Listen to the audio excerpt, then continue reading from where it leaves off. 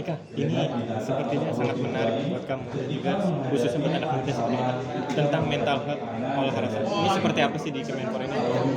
Menurut aku ini inisiatif yang luar biasa ya, karena dari waktu yang baru sebentar aku bekerja di Kemenpora, mungkin sekitar 3-4 bulan, ini sesuatu yang sangat berbeda gitu, karena kita biasanya kan acara kebudayaan, kita biasanya lebih ke olahraga gitu, tapi ini sesuatu hal yang sangat penting, tapi mungkin kurang dapat perhatian sebanyak yang seharusnya gitu ya. Jadi waktu aku diajak untuk menjadi narasumber di Olah Rasa, tentunya aku sangat semangat, sangat tertarik, pengen belajar juga gitu, karena seperti yang kita tahu ya, kesehatan mental itu juga sama pentingnya dengan kesehatan fisik gitu. Jadi menurut aku ini adalah kegiatan yang luar biasa dari Kemenpora.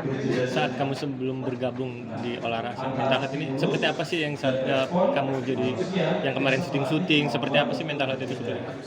Berpengaruh banyak sekali ya, apalagi aku udah bekerja tuh dari usia yang sangat muda, aku sudah terekspos dengan banyak hal di usia yang sangat relatif muda gitu. Jadi aku udah mengalami banyak sekali perubahan-perubahan dalam hidup sebagai seorang individu dan sebagai seorang public figure gitu ya. Udah banyak sekali hal-hal yang aku rasakan gitu, dan kedepannya pun masih banyak pastinya gitu ya. Tapi apa yang bisa aku pelajari dari beberapa tahun ini aku menjadi seorang public figure ya itu ya, ternyata kesehatan mental tuh juga sama pentingnya gitu, apalagi untuk kami seorang public figure yang mungkin setiap harinya harus bertemu dengan banyak orang yang berbeda-beda, apalagi saya seorang aktor gitu ya, jadi saya kadang harus menjadi orang lain gitu untuk film dan peran-peran saya gitu, dan itu butuh mental yang kuat gitu sebenarnya, karena biar kita tetap bisa kembali lagi ke diri sendiri, biar kita tetap bisa merasa tenang dengan segala macam pressure yang kita alami setiap hari, itu penting banget gitu. Jadi makin kesini, makin dewasa, makin banyak pekerjaan yang harus saya lakukan, makin banyak lagi informasi-informasi tentang kesehatan mental yang bisa sangat membantu aku. Mika ikut andil untuk menyuarakan pentingnya kesehatan mental seperti apa? Itu selain menjadi kehormatan yang luar biasa, tapi juga tanggung jawab yang luar biasa juga ya buat aku, karena memang aku bukan expertise juga, jadi aku nggak berani banyak ngomong soal teknis gitu ya, tapi mungkin apa yang aku alami aku bisa sharing sama banyak orang, bagaimana cara aku menanggulangi segala macam perasaan yang aku lalui gitu, dengan tekanan yang aku hadapi setiap harinya, terus betapa pentingnya punya support system orang-orang di sekeliling aku yang benar-benar mendukung setiap hari gitu, itu mungkin itu yang bisa aku bagikan gitu. Jadi selain memang ini kehormatan yang luar biasa, ini juga jadi tanggung jawab gitu, karena aku rasa aku punya platform yang cukup besar untuk berbagi soal informasi tentang kesehatan mental, aku bisa berbagi tentang pengalaman aku dengan banyak orang lewat platform yang aku punya gitu. Jadi aku menganggap ini adalah tantangan dan tanggung jawab yang besar juga buat aku. Pernah mengalami parah mental health pas umur berapa dan support systemnya pasti keluarga gimana cara ini saat umur berapa, masih ingat nggak? Aku bersyukur sekali ya, dari awal aku berkarir orang tua aku itu sangat mendukung. Ibu aku dulu nemenin benar-benar setiap hari dari awal aku syuting gitu sampai aku melewati golden age aku gitu ya. Itu kan dulu kan kita masih muda gitu ya, dan mengalami banyak sekali hal-hal seperti itu. Aku bersyukur sekali karena orang tua aku sangat support, benar-benar mendampingi setiap hari. Aku masih sekolah juga, jadi aku bergaul sama teman-teman aku seperti layaknya anak muda gitu ya. Jadi aku tidak merasa aku kehilangan apapun.